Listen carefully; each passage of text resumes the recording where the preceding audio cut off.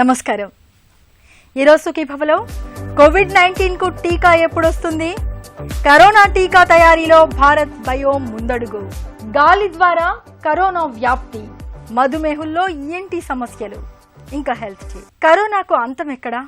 ఇప్పుడు అందరి మదిలోనూ ఇదే ప్రశ్న. దీనికి టీకానే ధీటైన సమాధానం. అంతిమంగా మహమ్మారి వైరస్ను జయించే దివ్యాస్త్రం ఇదే. మరి ఈ టీకా ఎప్పుడొస్తుంది? ఎంతకాలం పడుతుంది? టీకా రూపకల్పనలో ఆధునిక వైద్యశాస్త్ర ప్రపంచం చేస్తోన్న కృషి ఏమిటి? ఇవన్నీ కోట్లాది ప్రజల్లో ఆశలను, ఉత్సుకతను రేపుతోన్న అంశాలు. మన దేశంతో సహా ప్రపంచ దేశాల దృష్టంతా ఇప్పుడు కోవిడ్-19 టీకా తయారీపైనే ఉంది. నిపుణులు, శాస్త్రవేత్తలంతా నిర్విరామంగా పనిచేస్తున్నారు. నెలల వ్యవధిలోనే కరోనాకు టీకాను రూపొందించే ప్రయత్నాలు జరుగుతున్నాయి. కరోనాకు టీకా రూపకల్పన, వ్యాక్సిన్ని అందుబాటులోకి తేవడం వెనుక జరుగుతోన్న ప్రయత్నాల గురించి ఇప్పుడు తెలుసుకుందాం.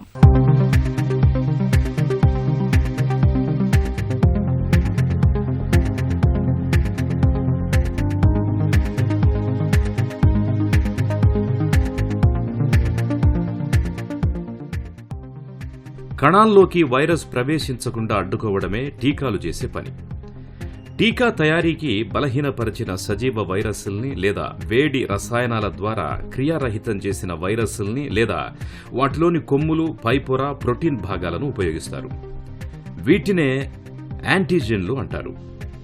మానవ శరీరంలోకి టీకాను ప్రవేశపెట్టినప్పుడు అది వైరస్కు సంబంధించిన సమాచారాన్ని రోగనిరోధక వ్యవస్థకు చూపిస్తుంది. ఎప్పుడైనా ఆ వైరస్ లేదా సంబంధిత ప్రోటీన్లు తారసపడినప్పుడు వాటిపై దాడి చేయాలని నిర్దేశిస్తుంది. దీంతో నిర్దిష్ట యాంటీబాడీలను మన రోగనిరోధక వ్యవస్థ రూపొందించుకుంటుంది.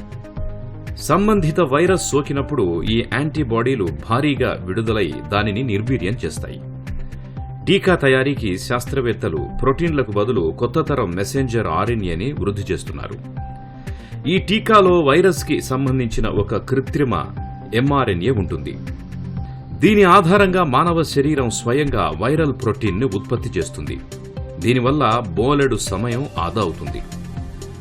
మరో విధానం రీకాంబినెంట్ టీకా. వైరస్ ఉపరితలంపై ఉన్న స్పైక్ ప్రోటీన్ జన్యుకోడును సేకరించి మరో బ్యాక్టీరియం, ఈస్ట్ జన్యువులపై అతికిస్తారు. ఫలితంగా ఈ సూక్ష్మజీవులు భారీగా సదరు ప్రోటీన్ను ఉత్పత్తి చేస్తాయి. వీటిని కూడా టీకాల్లో వాడతారు. దేని జబ్బు కన్నా కూడా వ్యాక్సిన్ తయారు చేయాలంటే ఒక మినిమం 2 సంవత్సరాలు పడుతుంది. ఎంత ఫాస్ట్ చేసినా కూడా 16 నెలల కన్నా తొందరగా చేయడం కష్టం. ఈ జబ్బు చాలామంది అడుగుతున్నారు, ఈ వ్యాక్సిన్ ఎందుకు ముందే చేసి పెట్టుకోలేదు జబ్బు కంటే. ఈ జబ్బు వచ్చిన తర్వాతే చేయాలి వ్యాక్సిన్. ఎవరన్నా కూడా ఈ జబ్బు వస్తుందని మనం యాంటిసిపేట్ చేయలేం, ముందే చేయలేం అన్నమాట. ఈ జబ్బు వచ్చిన తర్వాత ఈ పర్టికులర్ వైరస్కి చూసి వ్యాక్సిన్ తయారు చేయాలి. సో ఈ వ్యాక్సిన్ అనేది యానిమల్ ఎక్స్పెరిమెంట్ చేయాలా, హ్యూమన్ చిన్న ఎక్స్పెరిమెంట్స్ చేయాలా, లార్జ్ గ్రూప్స్లో టెస్ట్ చేయాలా, ఒక ప్రాసెస్ ఉంటుంది అన్నమాట. ఎంత తొందరగా చేస్తామంటే కూడా టైం పడుతుంది. ఈ వ్యాక్సిన్ అనుకునేది ఆగస్ట్, సెప్టెంబర్లో వచ్చే అవకాశం ఉందన్నమాట. ఈ వైరస్ ఇన్ఫెక్షన్ వచ్చిన వాళ్ళకి 50 to 60% ఏం సిమ్టమ్స్ ఉండవు. జస్ట్ కొద్దిగా కొంతమంది దగ్గు రావచ్చు, కొంతమందికి ఏమి ఉండకపోవచ్చు. కానీ వైరస్ దానివల్ల యాంటీబాడీస్ వచ్చేస్తాయి, అంటే వాళ్ళు ఇమ్యూన్ అయిపోతారు. సో కొంతమందికి భయం ఏమంటే ఇలా ఏ సిమ్టమాటిక్ వాళ్ళ నుంచి రావచ్చు కదా మనకి. అది మనం ఈ వైరస్లో ఉన్న డేంజరే అది. అంటే ఏం జబ్బు లేని వాళ్ళ నుంచి కూడా మనకి ఈ వైరస్ రావచ్చు, వచ్చిన వాళ్ళకి ఎక్కువ ఉండొచ్చు అన్నమాట. సో ఇది మనం ఎలిమినేట్ చేయలేము ఎప్పుడు. Only thing is a symptomatic వాళ్ళు ఇంట్లో ఎవరికన్నా ఏదైనా సస్పెషన్ ఉన్నా కంప్లీట్ చెక్ చేయాలా. అటువంటి చెక్ చేసి వాళ్ళు పాజిటివ్ ఉంటే వాళ్ళు మాత్రం మనము క్వారంటైన్లో పెట్టాలి. మనం ఈ వైరస్ గురించి మనం భయపడకూడదు, ధైర్యంగా ఉండాలా. దీనికి మందులు ఇప్పుడు కొత్తగా ఈ రీసెంట్ ట్రయల్స్లో మందులు వస్తున్నాయి. అదేవిధంగా వ్యాక్సిన్ కూడా నెక్స్ట్ ఇయర్ కల్లా వచ్చేస్తుంది. ఈ టెంపరీగా మనం ఈ 6-7 నెలలు కొంచెం జాగ్రత్తగా ఉండాలా. ఫిజికల్ డిస్టెన్సింగ్ కానీ, హ్యాండ్ హైజీన్ ఇవన్నీ ఫాలో అయ్యి కరెక్ట్గా న్యూట్రిషన్ అది చేస్తే ఇది వచ్చే అవకాశం తక్కువ. వచ్చిన వాళ్ళు కూడా 98% రికవర్ అయిపోతారు అన్నమాట.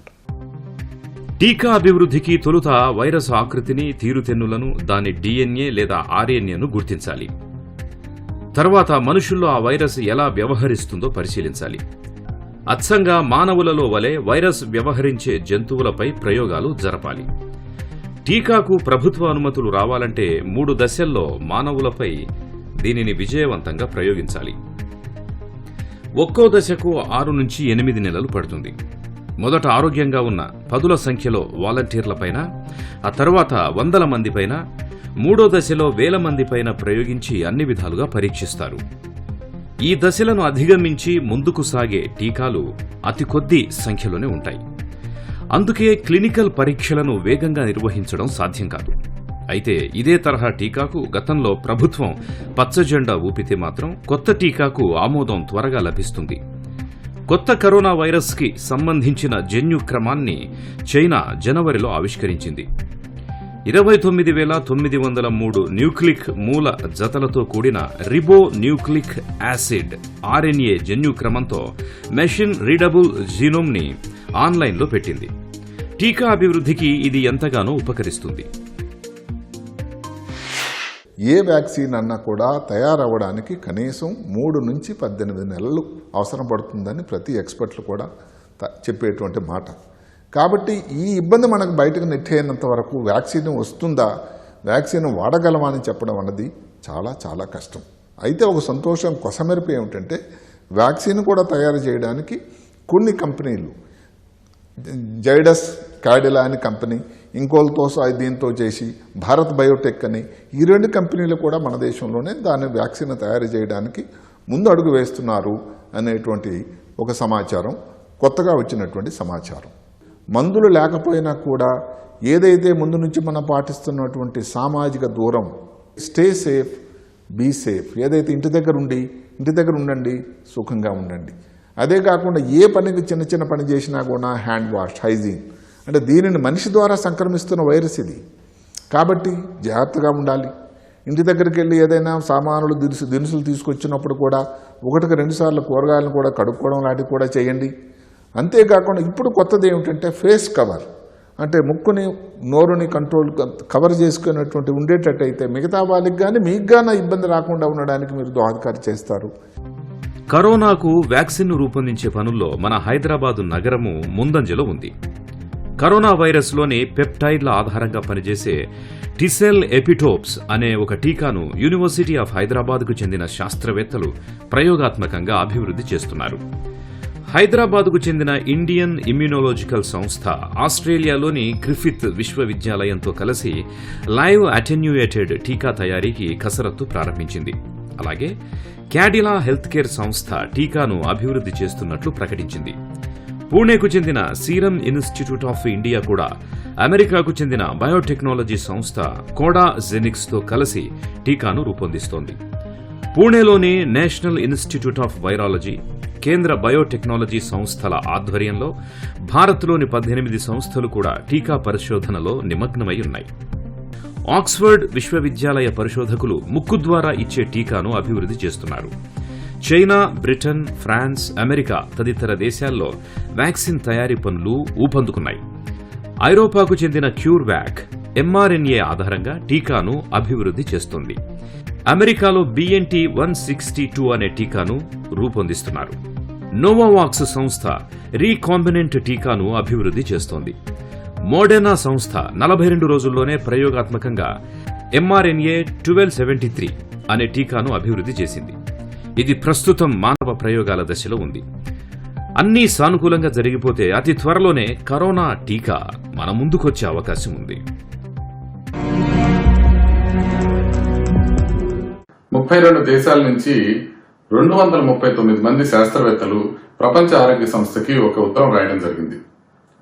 ఈ ఉత్తరం సారాంశం ఏంటంటే, కోవిడ్-19 అనేది జబ్బు ఇప్పుడు దాకా మనకి తుంపర్ల ద్వారా గాని లేకపోతే వస్తువుల ద్వారా గాని వ్యాప్తి చెందే అవకాశం ఉందని తెలిసింది. కానీ ఇప్పుడు గాలిలో కూడా కోవిడ్-19 ట్రాన్స్మిట్ కాగలదు.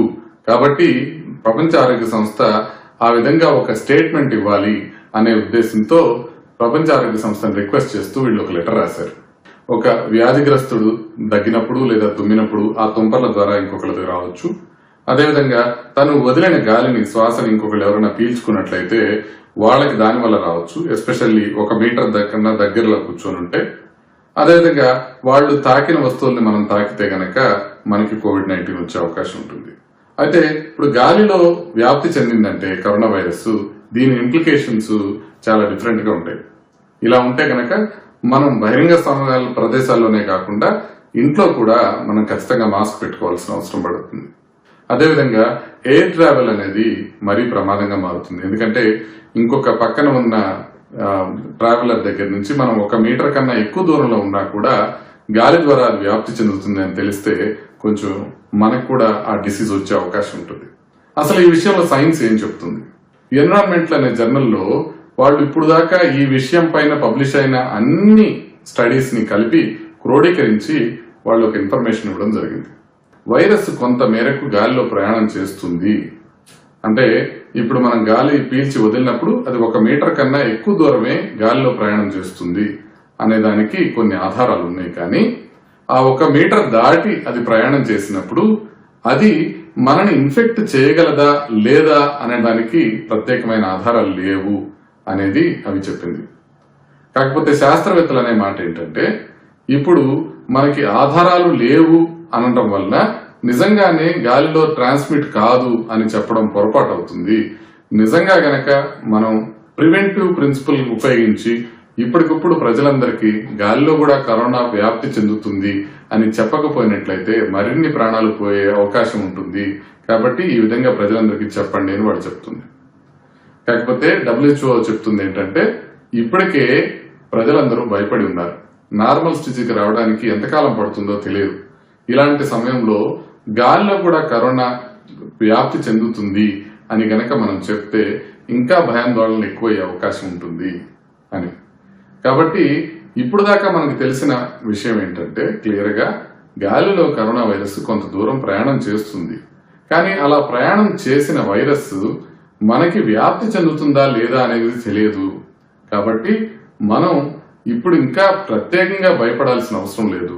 ఇప్పుడు మనం తీసుకుంటున్న జాగ్రత్తలు, మనం పెట్టుకుంటున్న మాస్కులు ఇంకొద్దిగా జాగ్రత్తగా ధరించి మనం మనుషులకి 1 మీటర్ కాకుండా ఇంకొద్దిగా ఎక్కువ దూరంలో ఉంటేనే మంచిది. కానీ కొత్తగా భయపడాల్సిన అవసరం ఏమీ లేదు. ఏళ్ల కొద్దీ షుగర్ జబ్బుతో బాధపడుతున్నప్పుడు దాని ప్రభావం సహజంగానే మన ఒంట్లోని అన్ని అవయవాలపైన పడుతూ ఉంటుంది. షుగర్ పేషెంట్లలో చెవి, ముక్కు, గొంతుకు సంబంధించిన సమస్యలు చాలా తరచుగా వస్తూ ఉంటాయి. గొంతు నొప్పి మొదలుకుని చెవిపోటు వరకు చాలా సమస్యలే వేధిస్తూ ఉంటాయి. షుగర్ జబ్బు కారణంగా ఒక్కోసారి తీవ్రస్థాయి సమస్యలు కూడా ఎదురవుతూ ఉంటాయి. ఈ నేపథ్యంలో మధుమేహంలో సాధారణంగా కనిపించే ENT సమస్యలు, వాటిని అధిగమించే మార్గాల గురించి డాక్టర్ని అడిగి ఇప్పుడు తెలుసుకుందాం.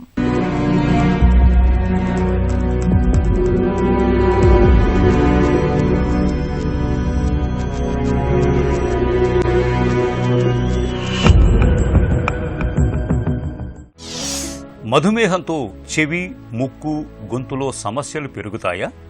ఈ డయాబెటీస్ వ్యాధి అనేది ఆ షుగర్ లెవెల్ పెరగటం వలన ఆ వ్యాధి దానికి ఒక్కదానికే కాదండి, ఇది మన బాడీలో ఉన్న ప్రతి ఆర్గాన్ మీద ఎఫెక్ట్ పడుద్ది.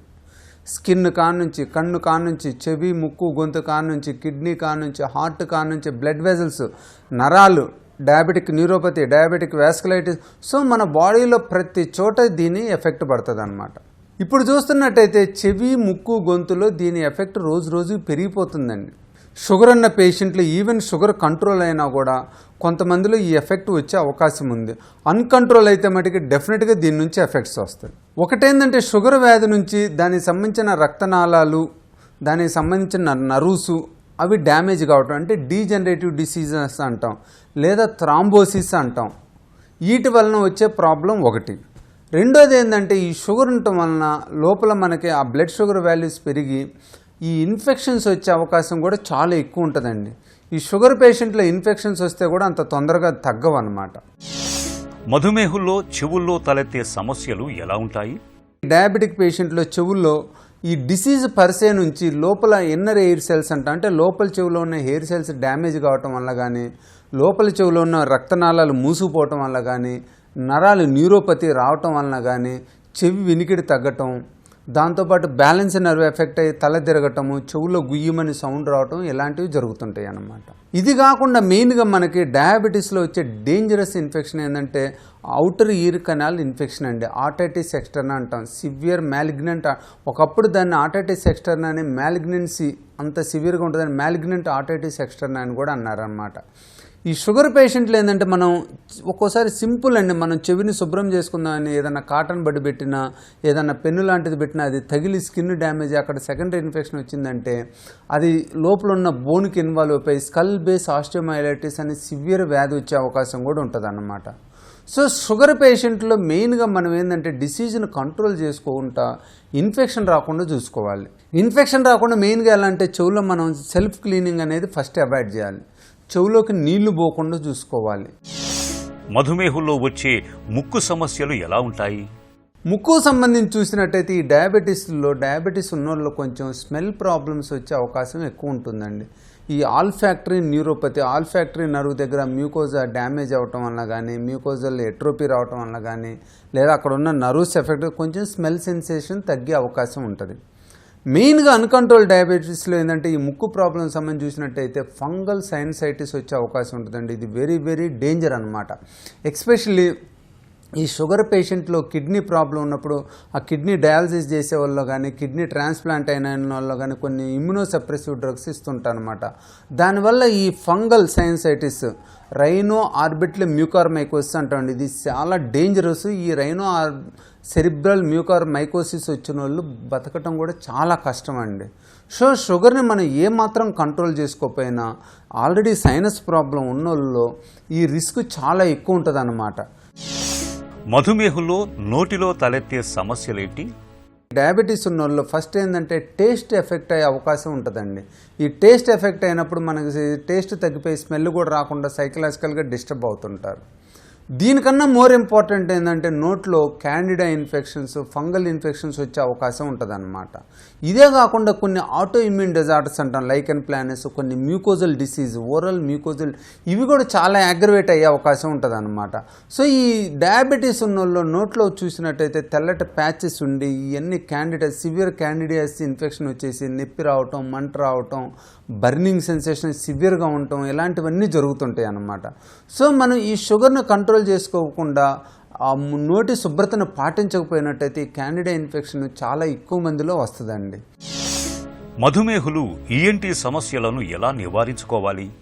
మొట్టమొదటి చేయాల్సింది డయాబెటీస్ని కంట్రోల్ చేసుకోండి. 100% మనం ఆ డయాబెటీస్ బ్లడ్ షుగర్ని కంట్రోల్లో ఉంచుకోవాలన్నమాట. ఈ బ్లడ్ షుగర్ని మనం కంట్రోల్లో ఉంచుకుంటే ఒకటి ఏంటంటే మన బాడీలో ఇమ్యూనిటీ పెరిగి సెకండరీ ఇన్ఫెక్షన్స్ రాకుండా ఉంటాయి. అలానే మన బ్లడ్ వెజల్స్, నర్వ్స్ కూడా బాగా ఫంక్షనింగ్లో ఉండి ఆ డీజనరేటివ్ డిసీజ్ రాకుండా ఉంటాయి అన్నమాట. డీజనరేటివ్ మ్యూకోజల్ డిసీజ్ అనుకోండి, డీజనరేటివ్ బ్లడ్ వెజల్ డిసీజ్ అనుకోండి, డీజనరేటివ్ నర్వ్ డిసీజ్, వీటి నుంచి మనకున్న సెన్సెస్ హీరింగ్ తగ్గొచ్చు, స్మెల్ తగ్గొచ్చు, టేస్ట్ తగ్గొచ్చు, ఇవన్నీ జరుగుతుంటాయి అన్నమాట. ఈ డీజనరేటివ్ కండిషన్స్ రాకుండా ఉంటాయి అన్నమాట.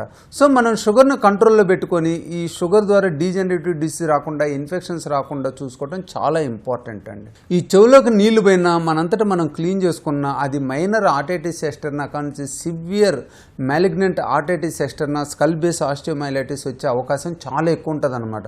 సో మీరు మెయిన్గా చెవులోకి నీళ్లు పోనీయొద్దు. చెవులో ఎంత దురదున్నా కూడా లోపల ఎలాంటి హార్డ్ ఆబ్జెక్ట్స్, కాటన్ బడ్స్, పిన్నీస్లు అలాంటివి పెట్టి తెప్పొద్దు. ఏదన్నా దురదుంటే బయట నుంచి అట్టట్టు అనుకొని డాక్టర్ దగ్గరకు వచ్చేసి డాక్టర్ ద్వారా చెకప్ చేయించుకొని ఆ ప్రాబ్లం సరైన వైద్యం మెడిసిన్స్ ద్వారా తీసుకుంటే తగ్గిపోతుందండి.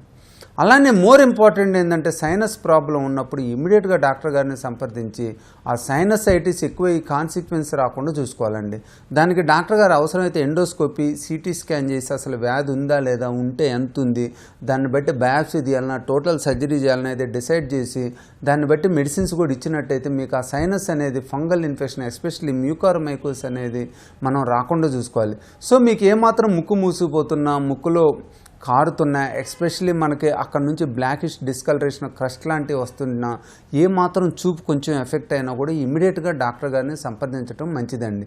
అది మెయిన్గా ముక్కు మూసిపోతూ ఉన్నట్టయితే మెయిన్గా ఈఎన్టీ ప్రాబ్లం ఏంటుంది, అట్ట కాకుండా డైరెక్ట్గా కన్ను ఎఫెక్ట్ అయి ఉంటే ఒక్కోసారి ఐ స్పెషలిస్ట్. సో మీరు ఐ స్పెషలిస్ట్ని కానీ ఈఎన్టీ డాక్టర్ గారిని ఇమ్మీడియట్గా సంప్రదించాలన్నమాట. అలానే మనకు నోట్లో ఈ ఫంగల్ ఇన్ఫెక్షన్ వచ్చినప్పుడు షుగర్ కంట్రోల్ చేసుకుంటా నోటి పరిశుభ్రతను పాటించడం చాలా ఇంపార్టెంట్ అండి. వీలైతే 3-4 సార్లు నోటిని మంచిగా వాటర్ తోటి శుభ్రం చేసుకుంటా, 1-2 సార్లు బ్రష్ చేసుకుంటా, ఎస్పెషలీ మనం జంక్ ఫుడ్ అలాంటివి తిన్నప్పుడు ఇమీడియట్గా వాష్ చేసుకున్నట్టయితే నోటి శుభ్రత బాగుండి షుగర్ కూడా కంట్రోల్లో ఉన్నట్టయితే నోట్లో ఫంగల్ ఇన్ఫెక్షన్స్ వచ్చే అవకాశం లేకుండా ఉంటుంది. ఇక ఈరోజు కార్యక్రమాన్ని ముగించే ముందు ఆంధ్ర హాస్పిటల్ సమర్పించే ఒక చిన్న చిట్కా మీకోసం. కరోనా వైరస్ ప్రబలుతోన్న ప్రస్తుత కాలంలో ఉల్లిని తరచుగా తీసుకోండి. మనలో రోగ నిరోధక శక్తిని పెంపొందించేందుకు ఉల్లి ఎంతగానో తోడ్పడుతుంది. ఉల్లిలో సల్ఫర్ ఎక్కువ మొత్తంలో ఉంటుంది. ఇది మనకు వైరస్ల నుంచి రక్షణనిస్తుంది. సుఖీభవ కార్యక్రమానికి సంబంధించిన మీ విలువైన సూచనలు, సలహాల్ని వెంటనే మాకు రాయండి. మా చిరునామా Sukhibhava, ETV, Ramoji film city, Hyderabad 501512 లేదా sukhibhava@etv.co.in కు ఈమెయిల్